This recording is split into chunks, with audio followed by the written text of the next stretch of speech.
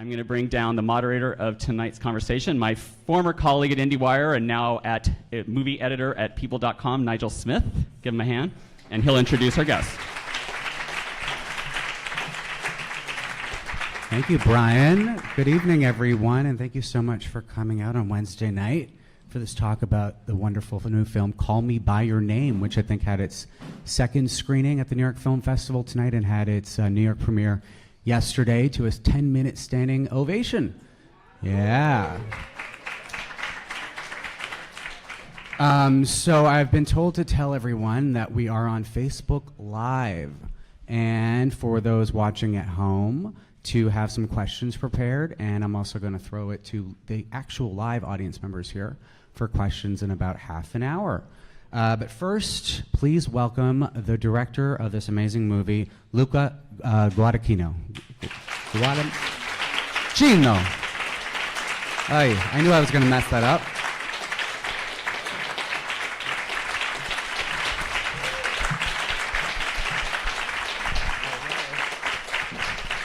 Guadagnino. There you go, Guadagnino. It's simpler than it looks. And we also have Armie Hammer with us.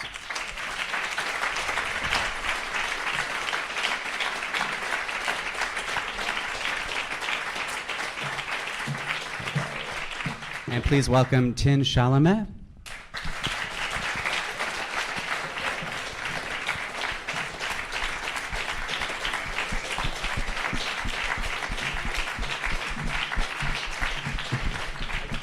And last, we have Tim's father in the film, Michael Stuhlbarg.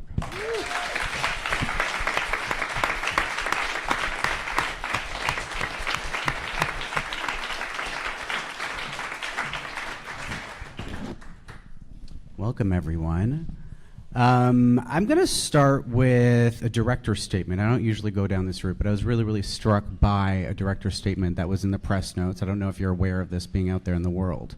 But you said that you like to think of Call Me By Your Name as closing a trilogy of films on desire that started with I Am Love, which I'm sure many people have seen here with Tilda Swinton, and A Bigger Splash, which also starred a mute, for the most part, Tilda Swinton. Can you talk about what about desire specifically triggers you as a filmmaker? I think it's because it's the easy thing for me. I'm always been interested in exploring what happens when you become a subject of desire, someone that act out or has a sort of need to act out the need of the other. So I was just, we had finished this movie and I was thinking about these three films that were the last three I made. And I realized that they were all very tightly linked to the concept of desire, but it was a different way for each of the three films. And I think that I see a lot of enjoyment. I see a lot of people who are, I see that we are all often driven by the need of to have everything immediately and to fulfill an incredible crave to have everything immediately, just to be left hollow and in need of more. And I think that is a sort of let's say adolescent overgrown adolescence we're living into more. I see this around me and in me probably. So I felt like desire is a more mature coming of age in a way, of being. Like you start to see things outside of you and then you start to desire what is in front of you and you question yourself in front of the other in its otherness. So I think those are the things that made me think of these three movies and why I made them. The first is a tragedy, the second one is almost like not a farce, but it's almost a sarcastic film. And this one is an idyll. And it's really reconciled. Mm-hmm. It's about someone who is young, but is still capable of a connection that is pure, that is not biased. Now, could Armie or Tim, either of you two, relate to that desire that he was speaking to and to the adolescent panging for one another. Did either of you go through similar experiences growing up? I mean, Tim, you're pretty close to the age of the character you portray in the film, but could you two hook it on anything personal within yourselves? Whoops, sorry.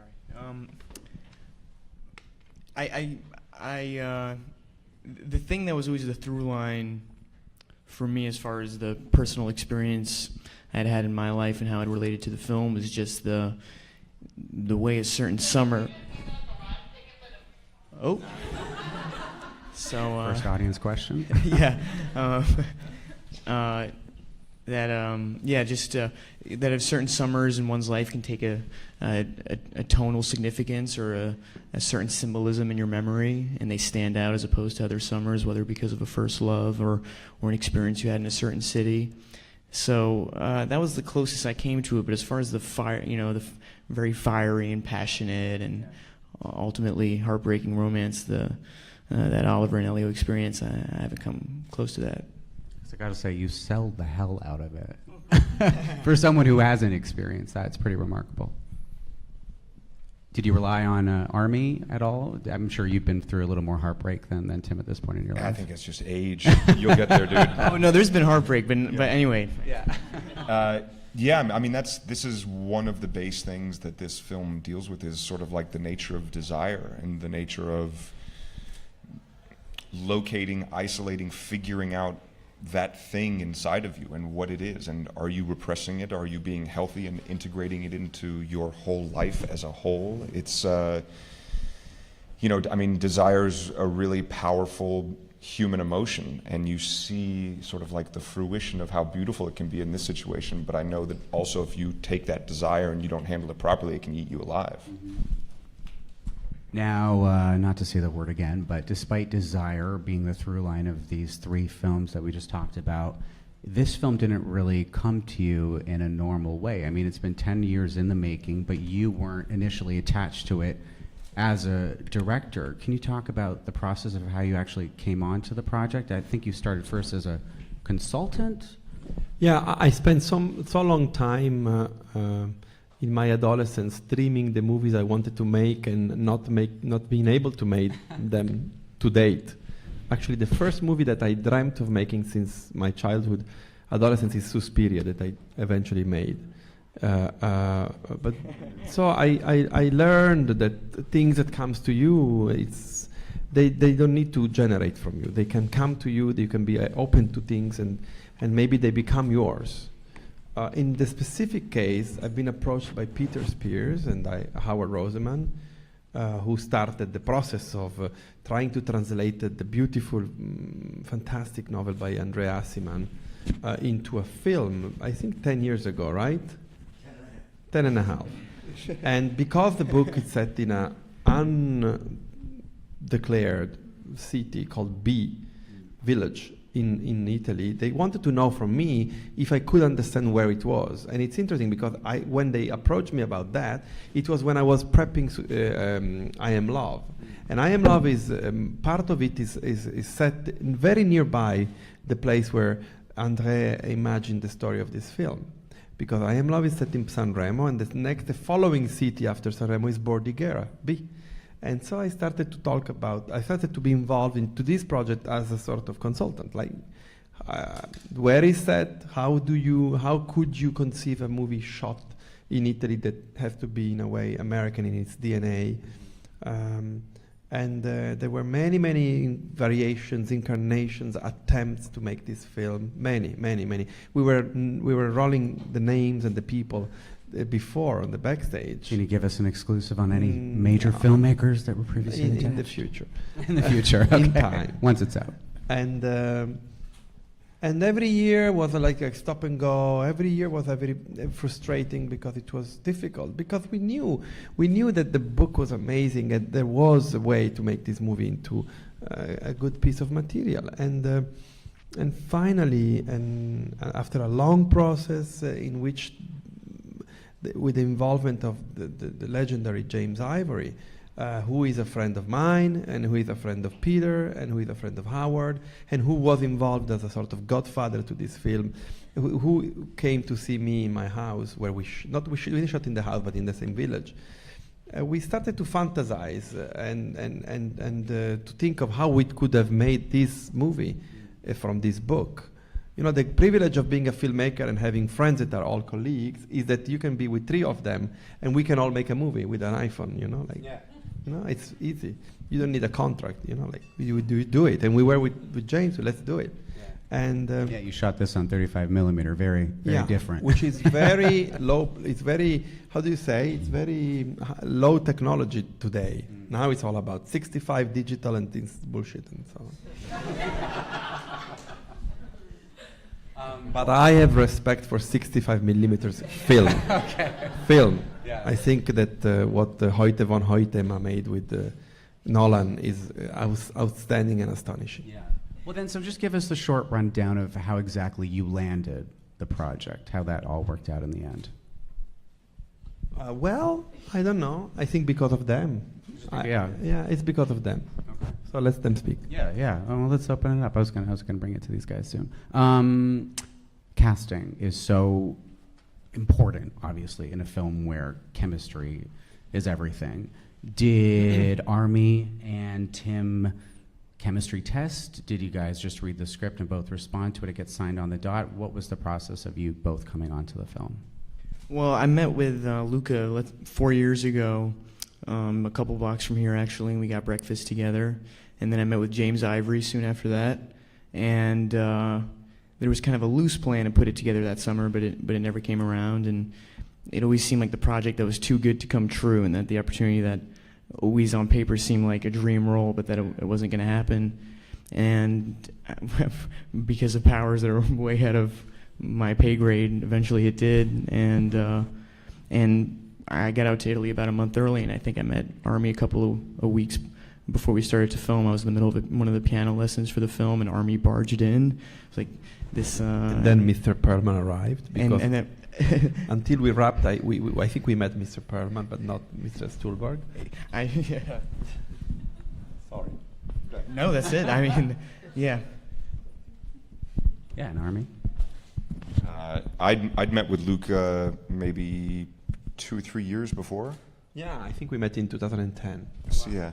So I went and had tea at his house, and then didn't hear anything back for 4 years or so. And then my agent called and he said, you know, there's a script. It's Luca's doing a new movie, and I was like, I'm in. He's like, you might want to read it first. Yeah. And I was like, okay. It's in Italian. Yeah. That would have been a shock. But then I read the script, and after having several really great conversations with Luca, I came to the conclusion that there was no way I couldn't do this movie. Yeah.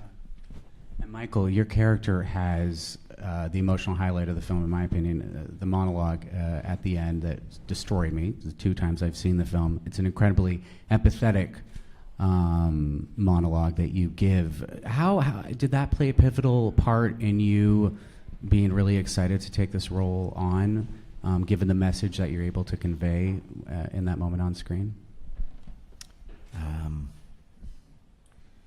I think it was every aspect of the possibility of making this movie that excited me to be a part of it.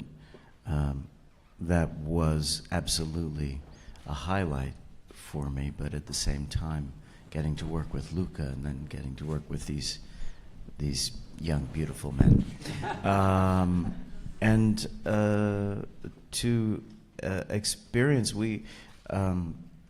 at least in terms of my material in the film, we shot it very much in order. So as Professor Perlman watches what's happening between these two, I got to watch them as well over the course of the making of the movie.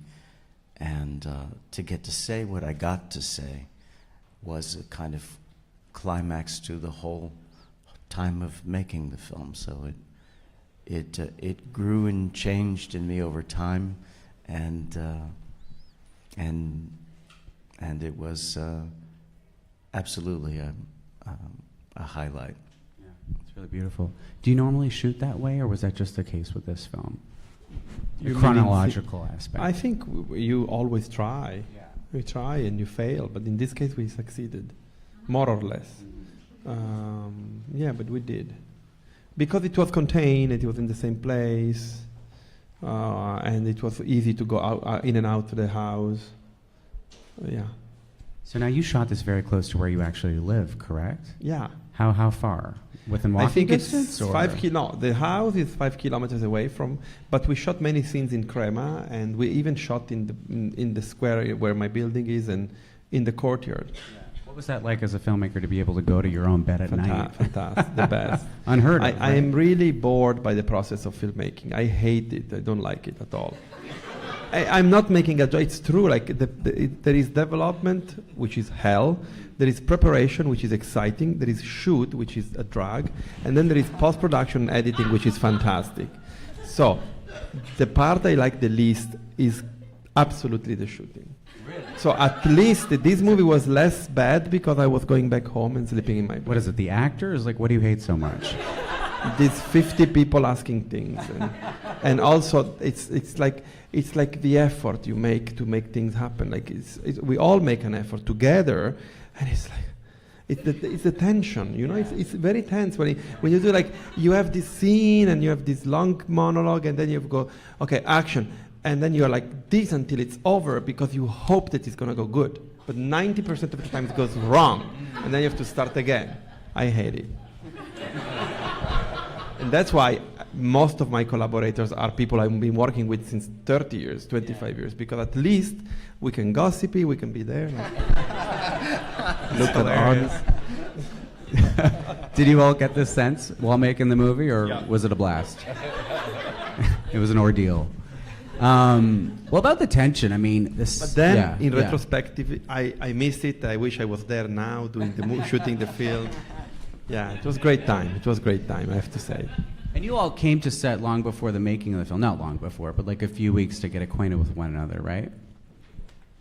Yeah, I came out about 3 or 4 weeks before, maybe 3 weeks before we were supposed to start shooting. I know, Timmy, you were out there longer. Like a month, maybe a month and a half. A month? So that never happens. Well, Luca told me as soon as I was finished doing a play in New York to come to Italy, as soon as the play had wrapped, just to get a sense of the tone of the town and just what the energy was like in a place like Crema, or what an Italian summer would feel like.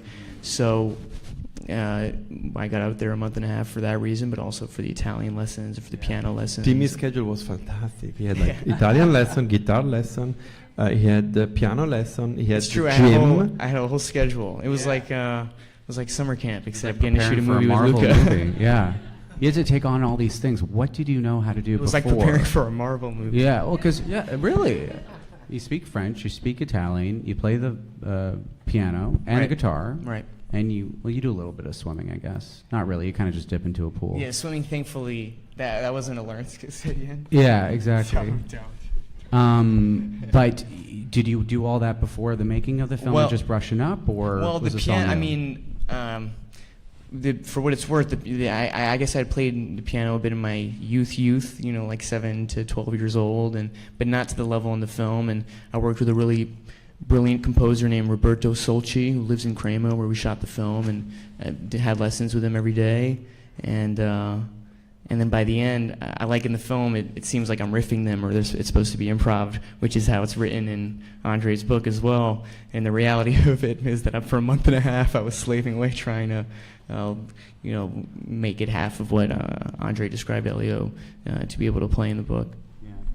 And this movie is really the definition of a slow burn when it comes to sexual tension.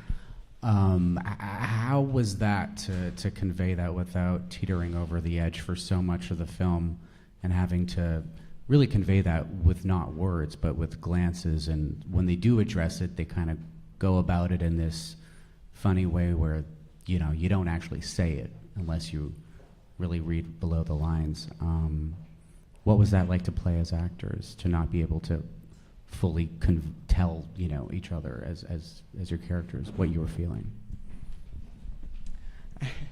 I felt, you know, it felt tremendously freeing. A lot of I always like in the film that the moment where it seems like the love is first revealed, it plays out in a very long, wide shot. Yeah. And I don't know, I like to play things out in long scenes, and so much of this this story and the book and the screenplay, hopefully how it comes off in the film, it is a physical dialogue and a push-pull and a wrestling match of sorts. So from the perspective of acting, I found it to be tremendously freeing. It doesn't feel like you're restricted by a frame that's only here and that you have to play everything in a close-up. It was also really nice just to do a movie that didn't have any exposition in it. Yeah. You know, not like, and besides, you also have to remember that the captain is over there. You know, there's like none of that. Yeah. So, and it was also, it felt like a much more authentic replication of how people actually speak. Very few people actually say what's on their mind. They always kind of, you know, I was thinking that, you know, maybe we could try this. Or, you know, it's never, people are never direct. So to get to play that, especially with two people who are incapable of being direct because they still have so much to learn about themselves and about the world and who they are, you know. So you're watching two people really try, which I think feels very analogous to a lot of the situations we find ourselves in. How much do you all rely upon the source material? The book is told from Elio's perspective. There's André Aciman right there. There we go. Oh, wow. Oh, my gosh. Everyone giving a round of applause for the author.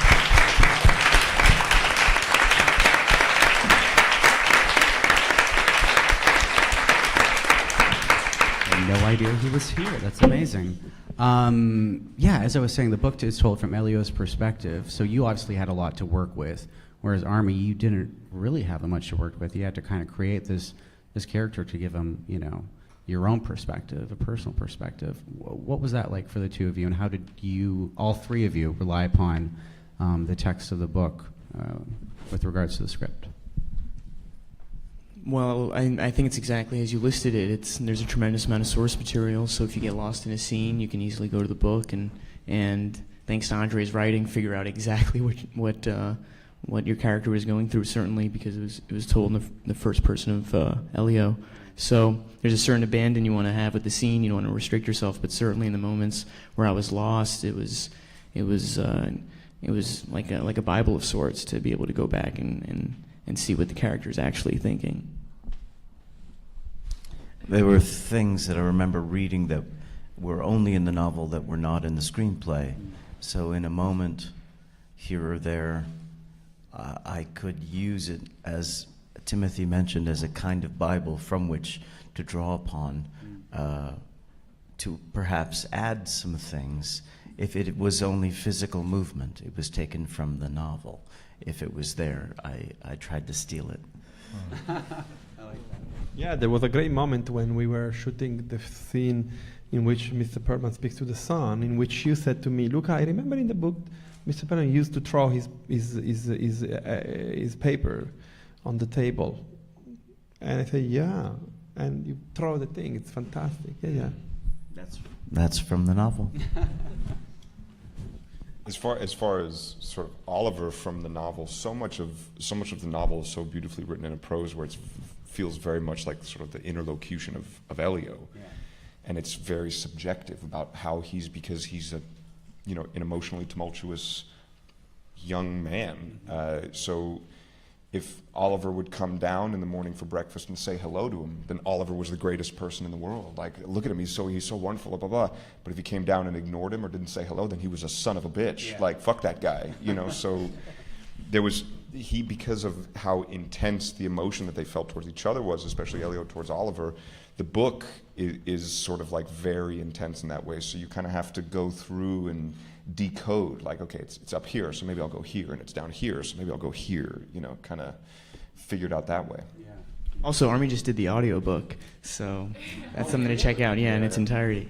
Interesting. Which was then really weird after spending so much time in sort of Oliver world to go and read the entire thing from Elio's perspective, Yeah. That must have been a trip. Yeah. Crazy.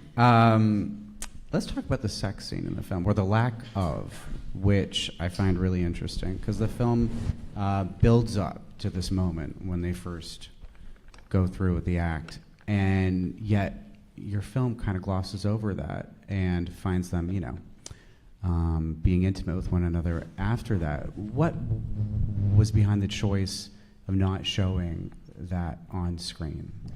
I remember the script was pretty graphic in the description of the first time they make love, correct, guys? And I was struggling with that because there is always, it's coming from someone who debuted in 1993 with a short film that was pretty out there called Here.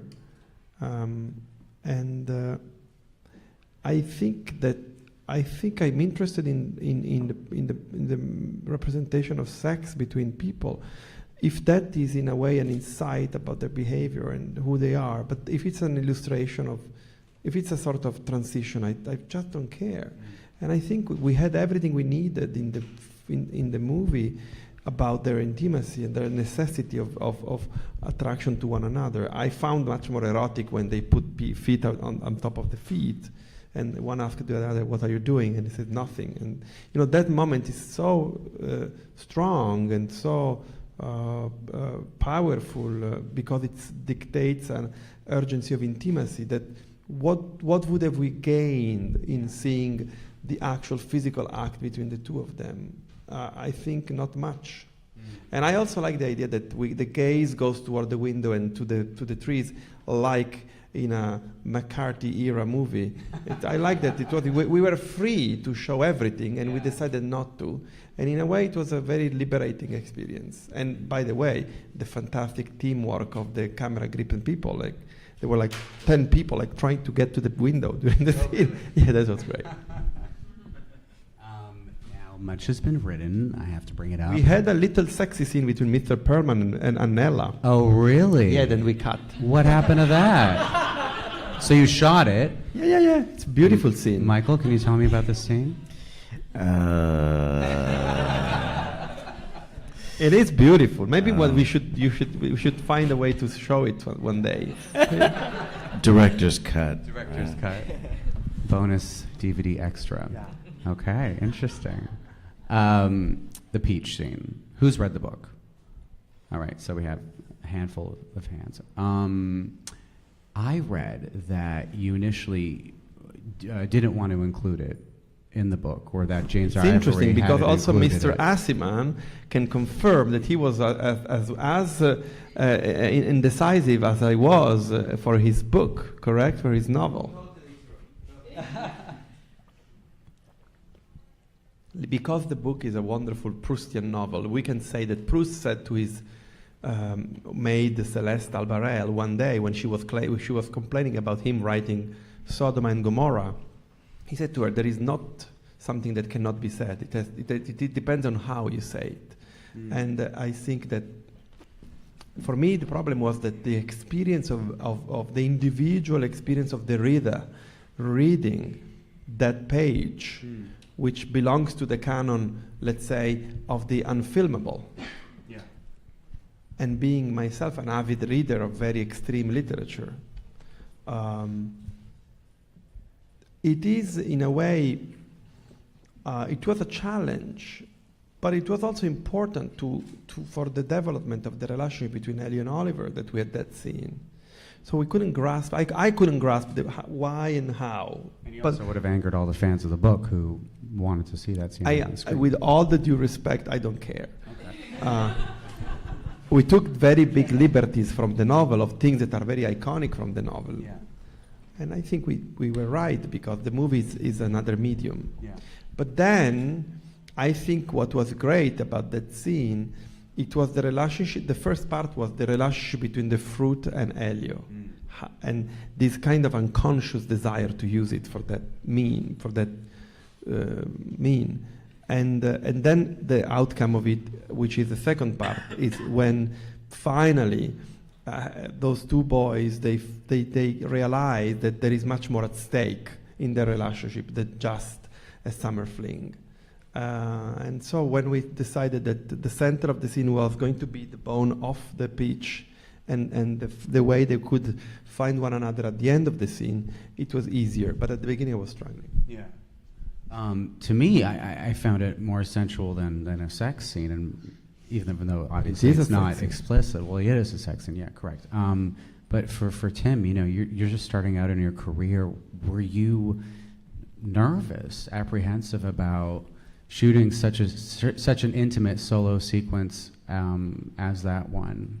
Yeah, I think there's a certain anxiety as a young actor. You don't want to find yourself in projects that deal with sexual material salaciously or exploitatively. But if you watch I Am Love and you watch Bigger Splash, the sexual aspects of those stories, they're in service to the story. They're not the star of the movie. And certainly, as you put it, for me as well, I think it's a metamorphosis of a lot of ideas in the film, that love is boundless and you can't really define it. And the scene itself carries the joy and the naivete and the instinctual sense of desire that these two guys have, and then also the tragedy in the second half of it when it takes a turn south. Just to cap this off with something sentimental, I want to know from each of you what the experience has been like of sharing this film. I mean, it received such a rapturous response at Sundance, where it world premiered, and then you brought it to Toronto, and it screened here last night to a 10-minute standing ovation. I heard that never happens at the New York Film Festival. But people love the film. What does it mean to you all that people are responding so positively to it? Oh, we hate it. You hate it. You wanted It's fantastic. this to be the new mother. It's fantastic. It's fantastic. My trouble is that I still don't understand how I managed to be a director. So it's constantly something that if I pinch myself, first of all, because I'm doing it. But then when you do something and you get this kind of generous embrace from a vast multitude of people that you don't know personally, that they cannot, it's not about like showing the movie to your friends. It's something completely different, and there is a very big responsibility out there when you do something and you put out in the world. It has been fantastic, to be honest, really fantastic, and we're really proud to have started our journey in Sundance, because there was something magical about that night and the collision of all the elements. Big storm of snow outside, and that kind of audience. But in general, the audiences of this film have been very generous to us, so we're very proud, very honored, and humbled. I will add, though, that this entire experience and the warm reception to Luca's film, it really doesn't even hold a candle to what the actual experience was of making the movie. So I have that. Yeah. So this is great, but having that experience is something that will stick with me forever. Great. So we're going to open it up to the audience and then to Facebook. Yeah. Thank you. Take a question there. Oh, sorry, and microphones are coming around, so please just wait. It's a small room, just yell. Yeah. We're recording. Yeah, it's for the Facebook Sorry. people. Sorry, down here, yeah, in the front row, second row, in the middle. Hi guys, my name is Kevin. Luca, first of all, I just want to say that this movie touched me very deeply. In the summer of 1983, I was actually 15 years old, not far off from Elio, and very much in that confused and exploratory state. And even later in the 80s, I had relationships with not one but two guys who actually did happen to be graduate students older than me. So when this movie, it was just all over the place for me, and I really loved it. But there's one thing that you did in the movie that I really liked, and I haven't heard you talk about this yet. I thought it was so beautiful. At one point in the film, there's a conversation where, and I can't remember where it was, people are saying, what is cinema? Cinema is reality, and then somebody says, no, cinema is reality, and then it's a filter. And then there's this scene where I think Oliver's been gone all day, and Elio doesn't know where he is, and he's like, where's Oliver? And he's sitting on these stairs at dusk, and there's a Sufjan Stevens song playing, and then you sort of break the fourth wall, and suddenly we're seeing the film flashing different exposures, and you see the sprocket holes of a strip of film flash across the screen, and suddenly reminding the audience that you are watching a film.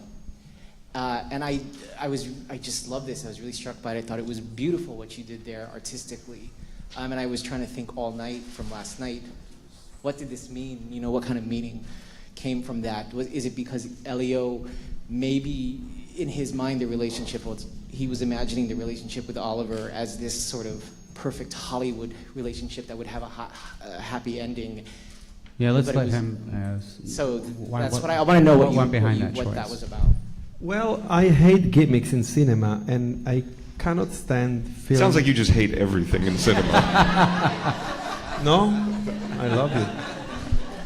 No, it's true. You know, those movies that are used the tools of the technique, and you know, it's easy. You can play with them as much as you want. You can turn the camera many times, spin, jump, whatever. You do whatever you want. So it's not something that I calculated. It's just that the lab sent us the roll, and it was fucked up. And we watched it with my editor.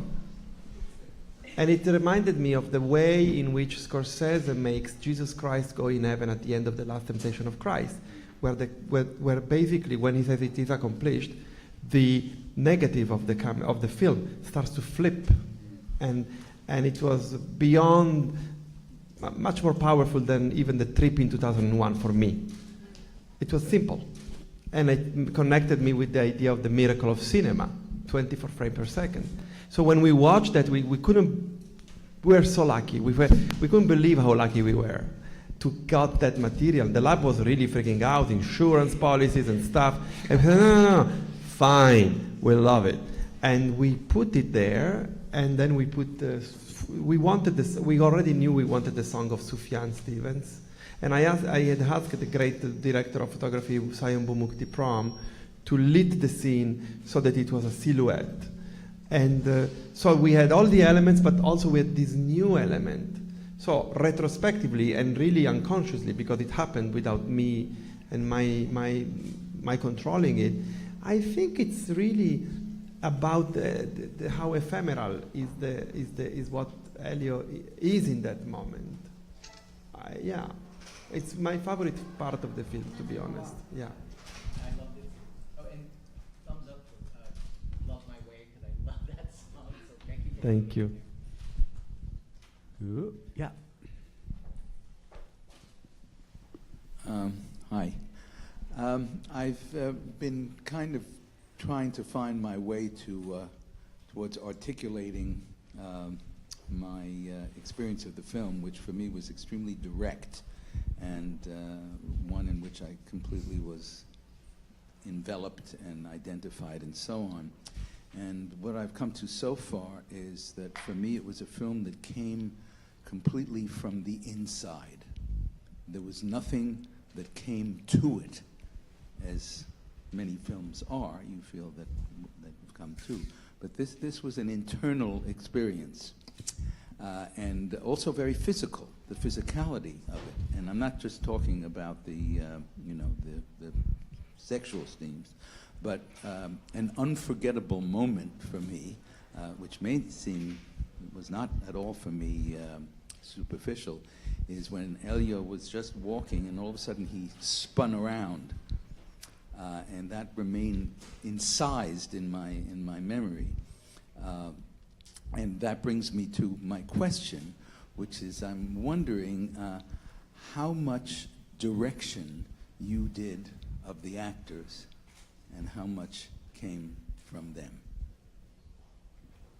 I think the outcome of the way we made this movie is our communal sense of being together. It's togetherness. Mm-hmm, mm-hmm. And it's about trust, mutual trust. Mm-hmm, yeah. And I don't think that a good director should say to an actor or an actress exactly what to do. Sometimes for an effect you may need it for a shot. Mm-hmm. But in general it's about being in tune with the research. Yeah. Well, it was quite clear. I think it's the most bombastic and courageous job, because it's so raw. You know, like for an actor to be an actor, it takes a big leap of faith. That's what I meant by internal. Yeah, and also I think that I'm interested in finding them, the people in the characters, to try to make sure that what we see is a combination of the characters and the people making the characters. I think that's much more fulfilling, and it's in the great canon, in my opinion, of the classic cinema and its evolution afterwards in the 60s with the Nouvelle Vagues. You know, when you see a movie with Brando, it's Brando and it's the character, you know?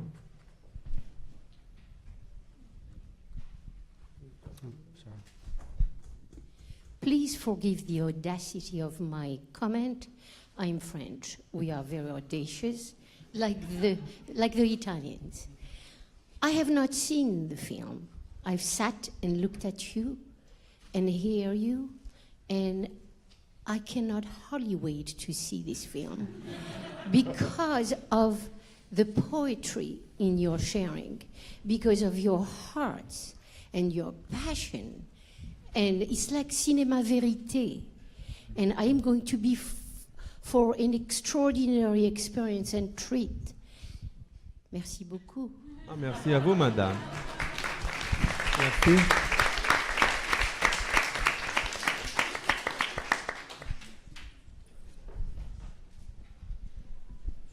Hello, thank you for being here. My question goes to when the two main characters meet each other for the first time. So when it comes to romance movies, usually love at first sight is a significant moment in a movie, but we don't actually see Elio's face when they give the first handshake to each other. So was that a choice to not have that moment be significant, or having that portrayal of love at first sight being shown to the audience? I'm not very well prepared and educated by the rules of the game, of how you put together a scene. I really follow what I think is the best. And for me to see this, you know, he comes down, kiss the mother. I mean, I don't know. I really don't know. I don't want to sound arrogant. I just don't know. And sometimes for the speed of the moment, because you don't have a lot of time, you may hold on some kind of textbook rules, and usually it's bad. In that case, I think we had all the elements. I wanted everybody in the scene. I didn't want Elio and Oliver, because bottom line, this for me is a movie about the family, and it's about the transmission of knowledge between generations and people. And it's so important that the foundation of that includes Elio, Oliver, Marcia, Mr. Perlman, Mrs. Perlman, all of them. That's what it's a dance around the place in which everybody, they gather together and they start this adventure together. You weren't trying to portray love at first sight, correct? Or was that part of your plan? Well, I think there is an element of that, in like some sort of like, wow, because the position that Elio has is of control from above. So, yeah, it's yeah, maybe, I don't know. Yeah, huh. Cool. Facebook time or yes? Yes? Okay, yes. Facebook time. What does it mean? Sorry. I'm not Facebook. We have a Facebook question. Exactly. Facebook Live. Maria asked, this movie is incredibly emotional and affecting in a way that feels so close to everyone who sees it. Can you just talk about the experience and what it did to you that you'll carry with you for the rest of your life? But the question has been asked already. Kind of. There is another question, maybe? Well, specifically, what about the making of the film? Maria. As Army said, you know, this is an experience he'll carry for the rest of his life. Why is that? What about the making of the film specifically? Was it that all of you working together? Was it the subject material? Was it being in Italy for a month?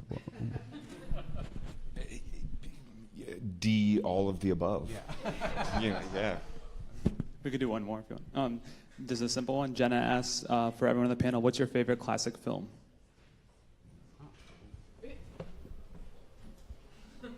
Classic film? Black and white, or the first can that comes to my mean mind. anything, yeah. Journey to Italy by Roberto Rossellini with George Sanders and Ingrid Bergman is, I think, the movie that influences me the most. Yeah. One of my favorites has always been Cool Hand Luke with Paul Newman. For me, I'd say Night of the Hunter with Robert Mitchum. Charles Slaughter.